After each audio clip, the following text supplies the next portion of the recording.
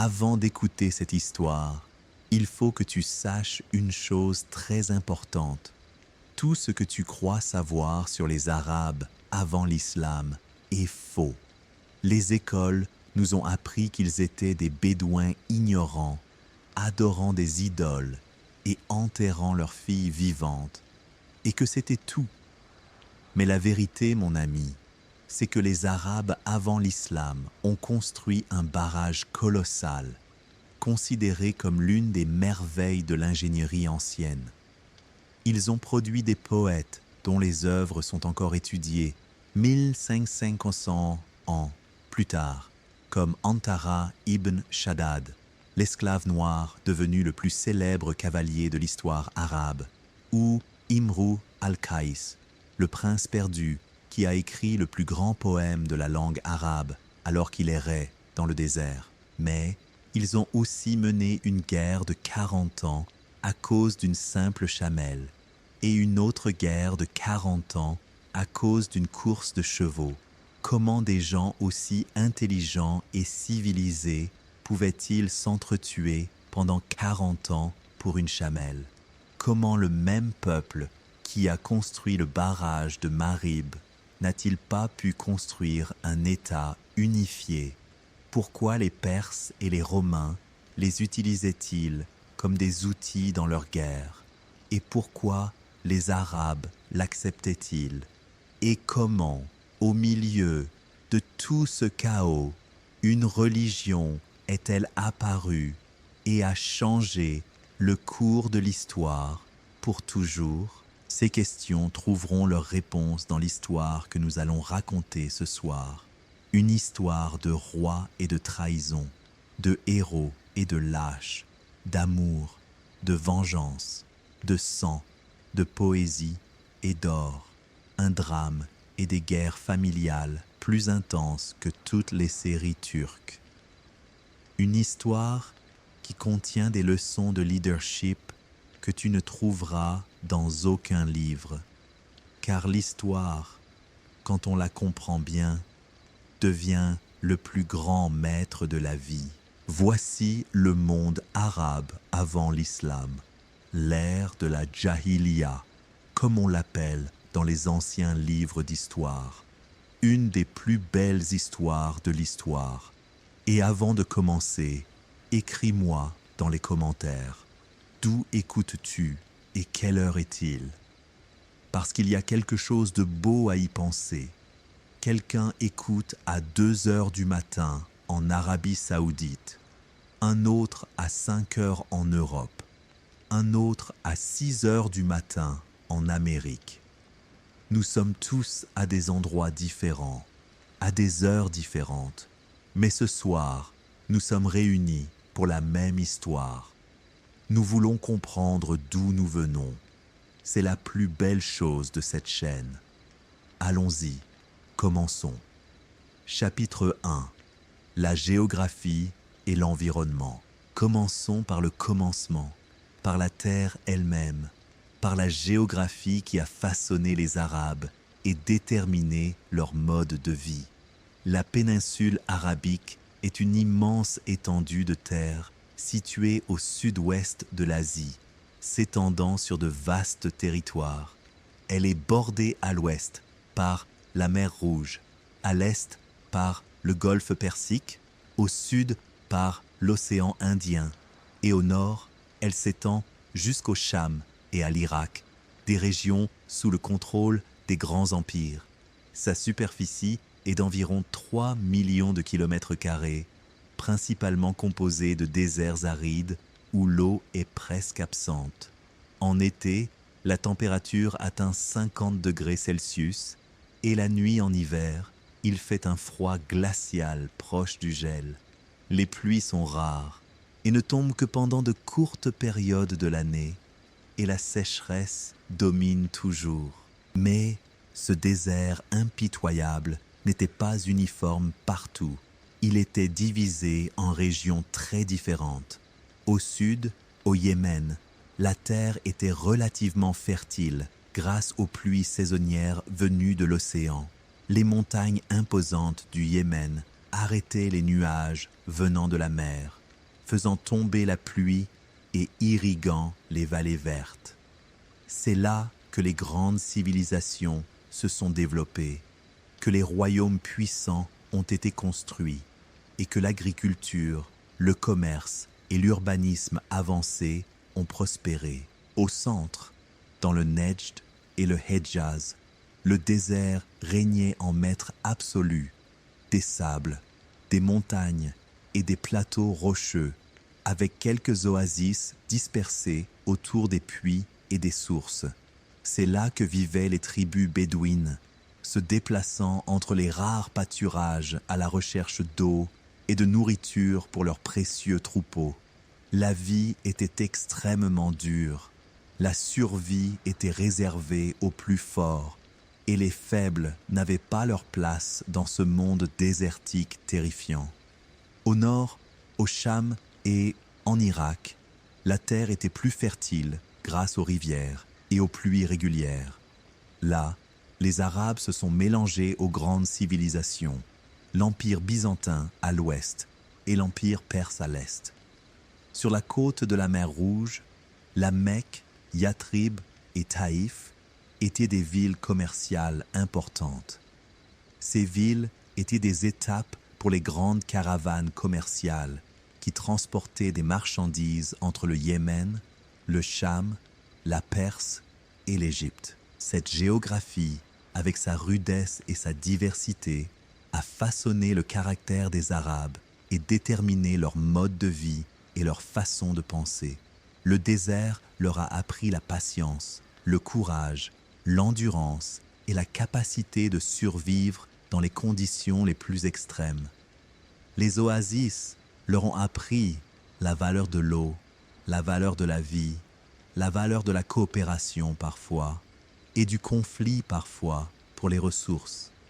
Cette diversité géographique a créé une diversité dans les modes de vie, et donc une diversité dans la force et la faiblesse, la richesse et la pauvreté. Chapitre 2. Les grands royaumes du Yémen. Maintenant, voyageons vers le sud, vers le Yémen, où se sont établis les plus grands royaumes arabes avant l'islam. Le Yémen n'était pas une simple région arabe ordinaire, mais un centre de civilisation avancée et prospère depuis des millénaires. Les anciens Arabes l'appelaient l'Arabie heureuse, en raison de la fertilité de ses terres et de sa richesse immense grâce au commerce mondial. C'est ici, au Yémen, vers le XIIe siècle avant J.C., que les premiers royaumes arabes organisés sont apparus. Le royaume de Saba. Au 8e siècle avant J.C., le royaume de Saba, le plus célèbre et le plus grand des royaumes du Yémen, est apparu. Sa capitale était Marib, la ville légendaire, mentionnée dans le Coran, la Torah et les livres d'histoire. Saba n'était pas un simple petit royaume, mais une puissance économique et politique dominante sur tout le sud de la péninsule.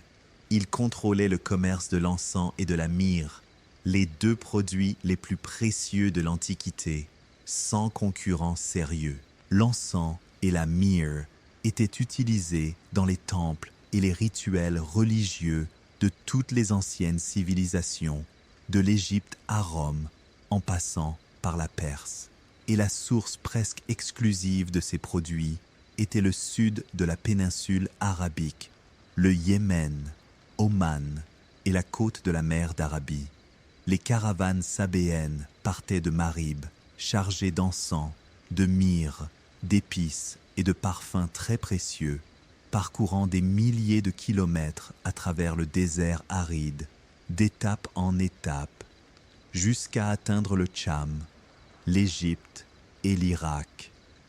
En chemin, les tribus prélevaient des taxes en échange de la protection et de l'autorisation de passage, de sorte que tout le monde tirait profit de ce commerce.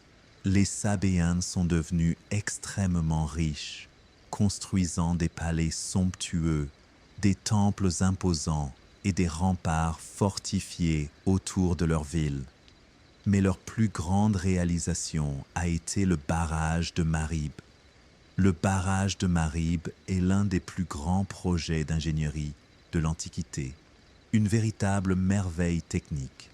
Il retenait les eaux de pluie saisonnières venant des montagnes, puis les distribuait aux terres agricoles par un système d'irrigation complexe. Long de 600 mètres et haut de 20 mètres, il était construit en pierre massive, parfaitement assemblée. Derrière le barrage, des millions de mètres cubes d'eau s'accumulaient, suffisant pour irriguer des dizaines de milliers d'acres. Le système d'irrigation était ingénieux. Des canaux d'eau ramifiés atteignaient tous les champs avec des portes contrôlant précisément la quantité d'eau. Grâce à ce barrage, Marib et ses environs se sont transformés en un paradis vert au milieu du désert. Des champs de blé, d'orge, de dattes et de fruits. La population a augmenté, la richesse s'est multipliée, la puissance militaire s'est renforcée et Saba est devenue une puissance incontestable. Les rois sabéens portaient le titre de Mukarib, c'est-à-dire unificateur, car ils unifiaient les tribus sous une autorité centrale forte. Le plus célèbre de ces rois était Karib-il-Wattar, qui régna au 7e siècle avant J.C. Ce grand roi unifia la majeure partie du Yémen sous son règne, construisit des palais somptueux, combattit et vainquit les royaumes rivaux. Son palais le plus célèbre était le palais de Salin, célébré par les poètes pendant des siècles. Un palais somptueux rempli d'or et de décorations. Mais tout ce qui est grand, aussi puissant soit-il, finit par s'affaiblir et tomber. Le royaume de Saba entra en conflit avec d'autres royaumes, Maïn, Kataban, Hadramaut et Himyar.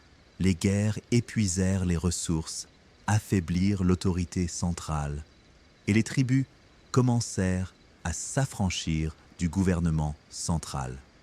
Chapitre 3. Les royaumes du Nord.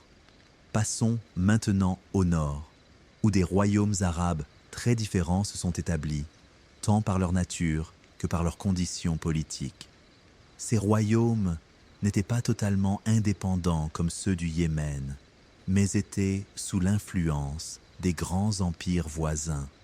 À l'ouest, l'empire byzantin romain, la grande puissance chrétienne qui dominait le Tcham, l'Égypte et l'Europe. À l'est, l'empire perse sassanide, l'ancienne puissance mazdéenne qui dominait l'Irak, la Perse et l'Asie centrale.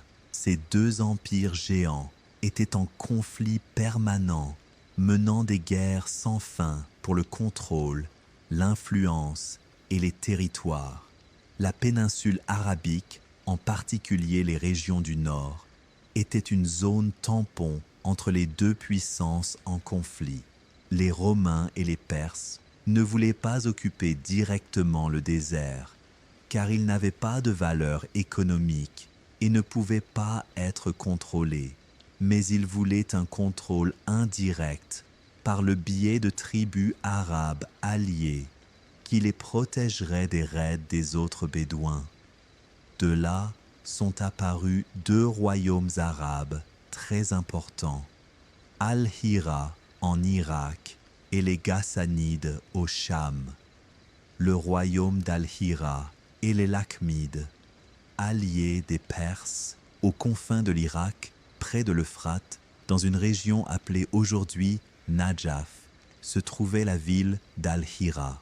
Al-Hira était un centre commercial et culturel très important, un point de rencontre entre le nomadisme et la civilisation perse avancée. Vers l'an 268 de notre ère, Amr ibn Adi fonda le royaume d'Al-Hira. Amr ibn Adi appartenait à la tribu de Lakhm, une tribu arabe yéménite qui avait migré du sud après les événements du déluge d'Arim. La dynastie régnante à Al-Hira était connue sous le nom de Lakhmides, en référence au nom de Al-Mundir, qui revenait souvent parmi leurs rois. Les Lakhmides s'allièrent à l'empire perse sassanide et devinrent un bouclier arabe protégeant les frontières occidentales de la Perse. Les Perses fournissaient aux Lakhmides de l'argent, des armes et un soutien militaire en échange de la protection des frontières contre les raids des Bédouins. Les Lakhmides tiraient profit de cette alliance. Puissance, richesse, contrôle du commerce et grande influence. Al-Hira devint une ville riche et prospère, des palais somptueux, de grands marchés, une vie culturelle vibrante d'art et de littérature. Le plus célèbre des rois Lakhmides était Al-Nu'man ibn al-Mundir, connu sous le nom de Al-Nu'man le Borgne, qui régna au VIe siècle de notre ère, et Al-Nu'man III ibn al-Mundir, le dernier des grands rois d'Al-Hira, qui vécut à la fin du VIe siècle. Al-Nu'man III était célèbre pour sa générosité et son courage, et il existe de nombreuses histoires à son sujet dans les anciens livres de littérature et d'histoire arabe.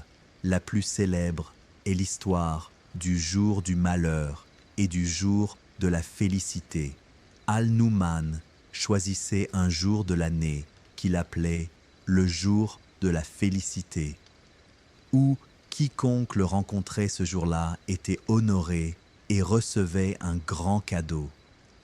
Un autre jour était appelé le jour du malheur, où quiconque le rencontrait ce jour-là était tué, car ce jour était de mauvais augure pour lui. Al-Hira était également un grand centre culturel. Les poètes venaient de partout pour obtenir des récompenses et des dons.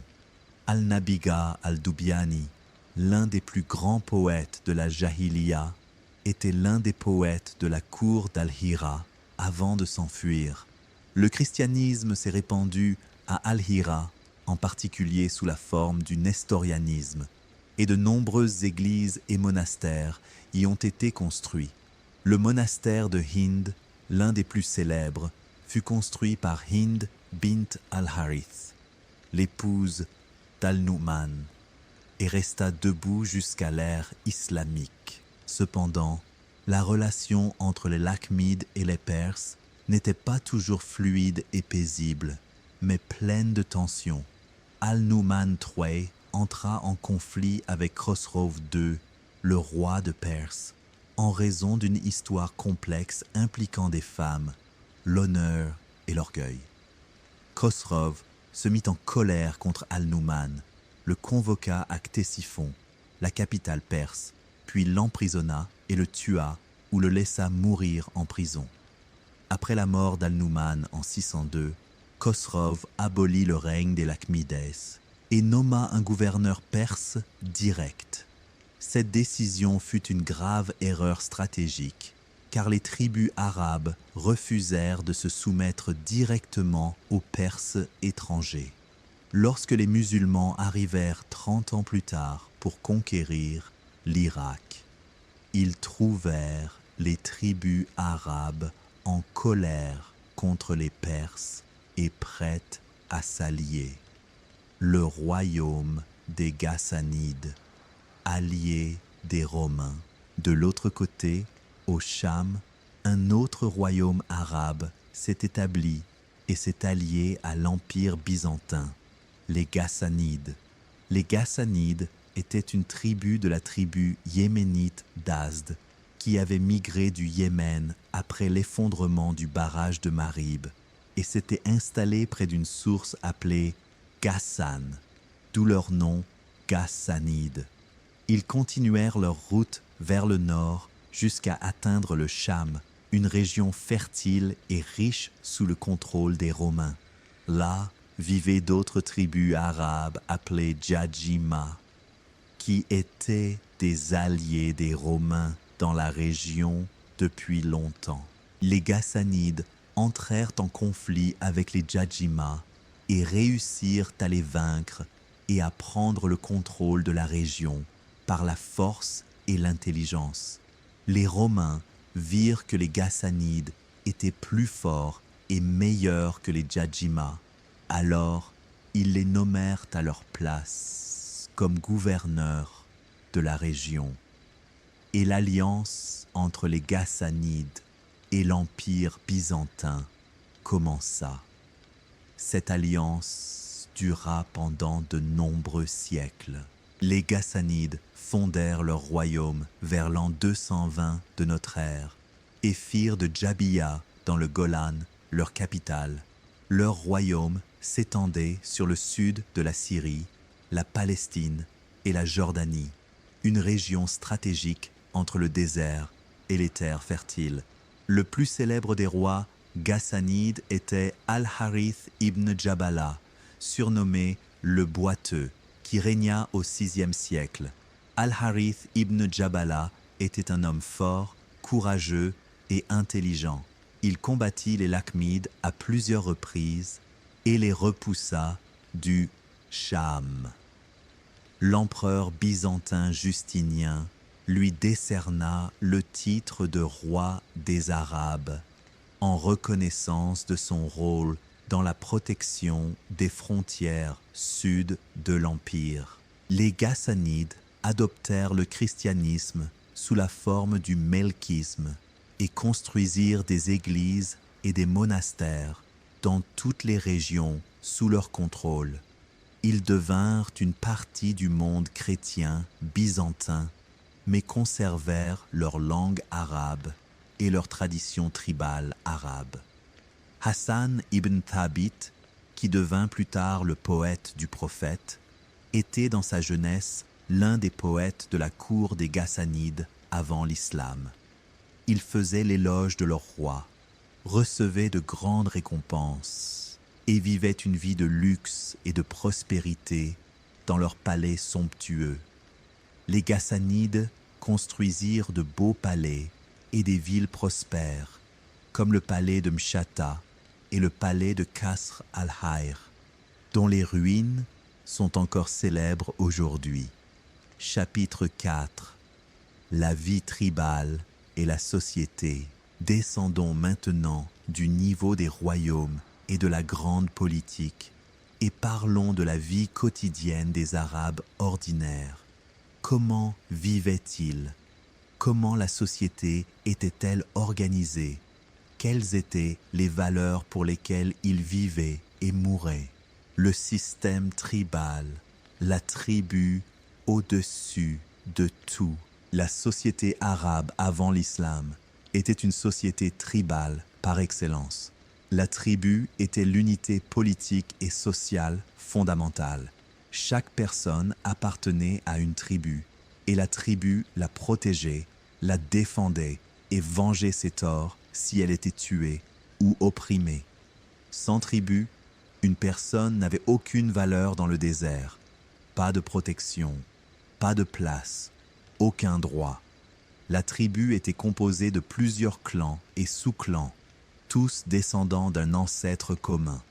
À la tête de la tribu se trouvait le cheikh ou le seigneur, un homme qui jouissait de sagesse, de générosité, de courage et d'une lignée noble. Le cheikh ne gouvernait pas par la force de la loi, mais par le respect, le statut et la capacité à résoudre les problèmes avec sagesse. Les décisions importantes étaient prises lors du conseil tribal, où les hommes les plus âgés se réunissaient et délibéraient sur les grandes affaires. L'esprit tribal, le glaive à double tranchant, l'esprit tribal était la valeur fondamentale de la société jaïlienne. Soutenir la tribu, qu'elle ait tort ou raison, sans réfléchir. Si un membre de ta tribu tuait quelqu'un d'une autre tribu, tu devais le défendre même s'il était en tort. Et si un membre de ta tribu était tué, tu devais venger son sang. Un sang pour un sang. Sinon, tu étais un lâche sans honneur. Cet esprit tribal avait des aspects positifs, la cohésion sociale, la solidarité, la protection collective dans un environnement hostile. Mais le côté négatif était destructeur. Des guerres sans fin à cause de vieilles querelles, des vengeances transmises de génération en génération. Un seul mort pouvait déclencher une guerre de 40 ans, au cours de laquelle des centaines de personnes innocentes étaient tuées sans raison. Les valeurs de la Jahiliya, entre noblesse et barbarie. Les Arabes de la Jahiliya avaient des valeurs nobles, mais aussi des coutumes barbares et inhumaines. La générosité, la première et la plus importante des valeurs. L'Arabe jahilienne était plus fier de sa générosité que de toute autre chose. Il tuait des chameaux et des moutons pour nourrir ses invités, même s'il était pauvre, même si ses enfants avaient faim après cela. Hatim al-Ta'i, le plus généreux de l'histoire arabe, est devenu un symbole de générosité jusqu'à aujourd'hui, 15 siècles plus tard. Le courage, l'Arabe jahilienne préférait la mort à la lâcheté. Mourir avec honneur était mieux que vivre dans la honte. Il entrait en bataille la poitrine découverte, ne fuyait jamais, combattait jusqu'à son dernier souffle ou jusqu'à la victoire, avec honneur et dignité. La loyauté. Si un Arabe donnait sa parole ou faisait une promesse, il était lié par elle jusqu'à la mort. La trahison était une honte qui ne pouvait jamais être effacée. La fierté de la lignée. Chaque tribu était fière de ses ancêtres, de ses grands-pères, de ses victoires et de ses poètes et guerriers illustres. Mais en contrepartie, il y avait des coutumes très mauvaises. L'enterrement des filles. Certaines tribus enterraient leurs filles vivantes par crainte du déshonneur ou de la pauvreté extrême. Le Coran mentionne ce crime avec sévérité. Et quand la fille enterrée vivante sera interrogée pour quel crime elle a été tuée. Le mépris des femmes. Dans de nombreuses tribus, les femmes étaient traitées comme des objets, héritées, vendues, sans droit à la parole. La consommation d'alcool. Elle était très répandue et l'ivresse était courante dans leurs assemblées, leurs clubs et leurs marchés. Le jeu et les paris. Ils pariaient surtout les chameaux, les chevaux, l'argent et parfois même sur les épouses. Chapitre 5. Les jours célèbres des Arabes. Parlons maintenant des guerres les plus célèbres de la Jahiliya, des guerres qui ont duré des décennies pour des raisons très futiles. Les jours des Arabes, comme les appellent les historiens, des centaines de petites et grandes guerres qui ont éclaté entre les tribus rivales. Mais les plus célèbres et les plus longues furent deux grandes guerres, la guerre de Bazous et la guerre de Daïs et Al-Gabra. La guerre de Bazous, 40 ans à cause d'une chamelle. L'histoire a commencé très simplement. Une chamelle égarée est entrée dans une zone protégée et a été tuée. Mais cette chamelle anodine a déclenché une guerre qui a duré 40 ans, au cours de laquelle des milliers d'hommes ont été tués. Kulayb ibn Rabira, chef de la tribu de Taglib, était l'homme le plus puissant de la péninsule arabique à son époque. Il était extrêmement orgueilleux et interdisait aux gens de boire dans certains puits ou de paître dans certains pâturages sans sa permission.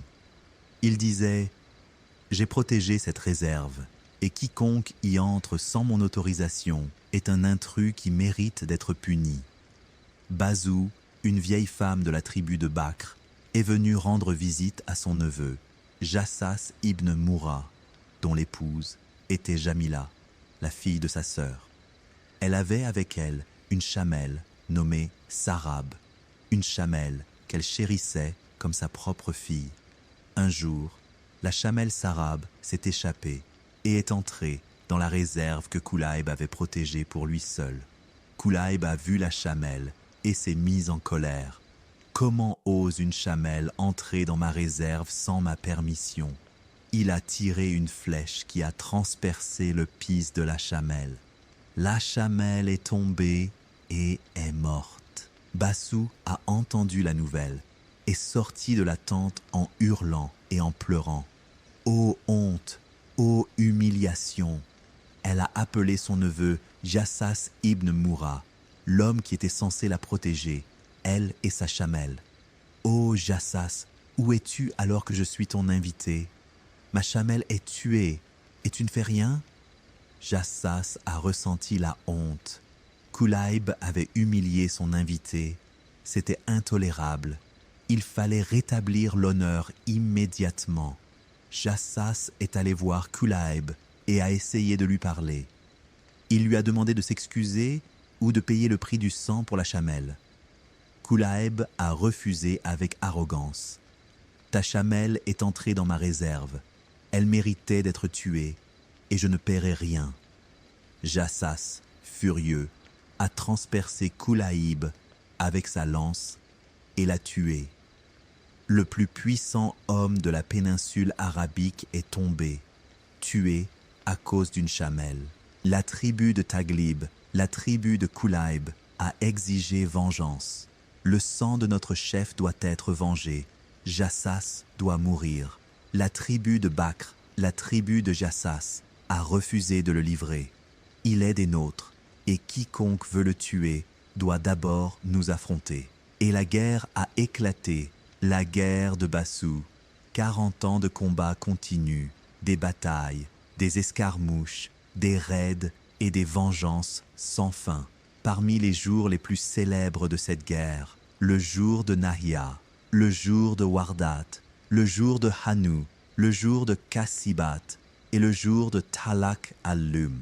Al-Muhalhil ibn Rabia, le frère de Kulaïb, a juré de tuer 100 hommes de Bakr en vengeance pour son frère bien-aimé. Et il l'a fait.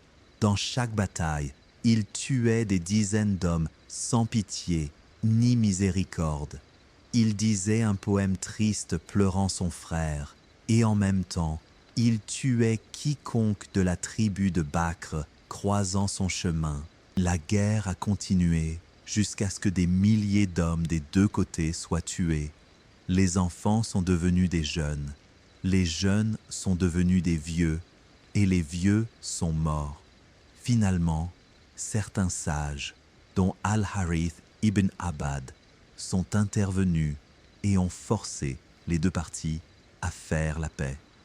La guerre s'est terminée sans compensation, sans justice. Ils ont simplement arrêté de se tuer parce qu'ils étaient épuisés, affaiblis et n'avaient plus la force de continuer. Les Arabes ont appelé cette guerre Al-Batra, c'est-à-dire la coupée, parce qu'elle s'est terminée sans résultat clair ni véritable justice. La guerre de Daïs et Al-Gabra, 40 ans à cause d'une course de chevaux, la deuxième guerre célèbre.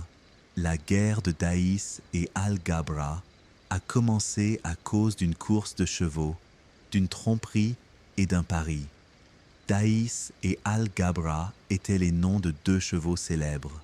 Daïs était un étalon et Al-Gabra une jument, tous deux parmi les chevaux les plus rapides. Daïs appartenait à Qais ibn Zuhair de la tribu d'Abs et Al-Gabra appartenait à Hudayfa ibn Badar de la tribu de Dubian. Abs et Dubian étaient deux tribus de Ghatafan, c'est-à-dire des tribus cousines entre lesquelles régnait une rivalité et une jalousie constante. Qais ibn Zuhair et Hudayfa ibn Badar ont convenu d'une course entre les deux chevaux avec un pari de 100 chameaux de grande valeur. La distance de la course était très longue, plusieurs jours de course à travers le désert, les vallées et les montagnes escarpées. La course a commencé. Daïs s'était lancé à une vitesse incroyable, prenant de l'avance sur Al-Gabra. Il était clair qu'il allait gagner facilement. Mais Hudayfa ibn Badar avait préparé un plan perfide. Il a ordonné à certains de ses hommes de se cacher sur le parcours, et quand Daïs est passé, ils sont sortis soudainement, ont crié et agité des bâtons, effrayant le cheval et l'arrêtant. Al-Gabra a profité de l'occasion, a dépassé Daïs et a atteint la ligne d'arrivée en premier, gagnant la course par une tromperie méprisable. Hudayfa a réclamé le pari, sans chameau. Qais a refusé. C'était une tricherie évidente, il ne paierait rien. Le différend s'est transformé en dispute, la dispute en combat, et Hudayfa ibn Badar a été tué par Qais ibn Zuhair. La tribu de Dubian a exigé vengeance. La tribu d'Abs a refusé de livrer Qais, et la guerre de Dahis et Al-Gabra a éclaté. 40 autres années de guerre, des milliers de morts, du sang, des vengeances et des rancœurs transmises de génération en génération. Dans cette guerre, Antara ibn Shaddad, le chevalier noir d'Abs, le poète guerrier légendaire, est apparu. Antara était le fils d'un esclave abyssin et d'une mère abyssine, mais il a prouvé son courage au combat, et son père l'a reconnu comme son fils, le rendant libre.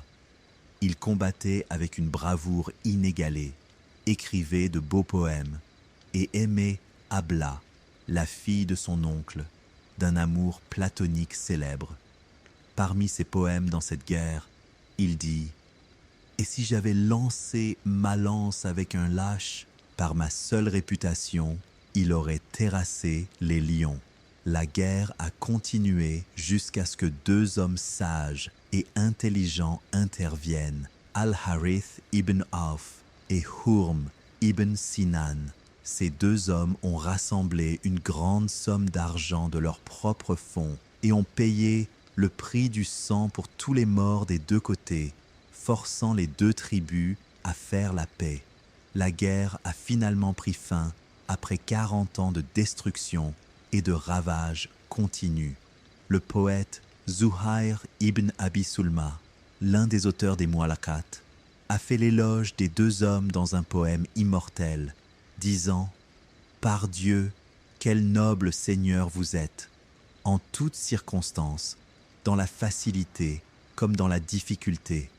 Vous avez sauvé Abs et Dubayan après qu'ils se soient détruits, et vous avez répandu entre eux un parfum qui ne peut être reniflé sans être apprécié. » Chapitre 16.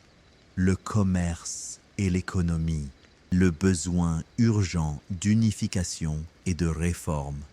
La société arabe avait un besoin urgent de changement radical, une religion pour les unifier, un leader pour les rassembler, un système pour les gouverner avec justice. Le polythéisme était une superstition. Les guerres tribales étaient destructrices. L'injustice sociale était flagrante envers les faibles et les pauvres. Les femmes étaient opprimées. Les esclaves étaient asservis. Les enfants étaient tués par crainte de la pauvreté. Les valeurs et la morale étaient corrompues à bien des égards. Les Arabes possédaient les éléments de la grandeur, le courage, l'intelligence, une langue raffinée, une position stratégique distinctive. Mais ils étaient dispersés, perdus, se tuaient les uns les autres sans but noble ou message élevé pour lequel vivre. Et dans cette obscurité profonde, dans ce chaos destructeur, dans cette faiblesse et cette division, Dieu préparait pour les Arabes et pour le monde un message qui changerait le cours de l'histoire pour toujours. Mahomet ibn Abdallah grandissait à la Mecque, orphelin et pauvre. Personne ne savait qu'il serait le dernier des prophètes.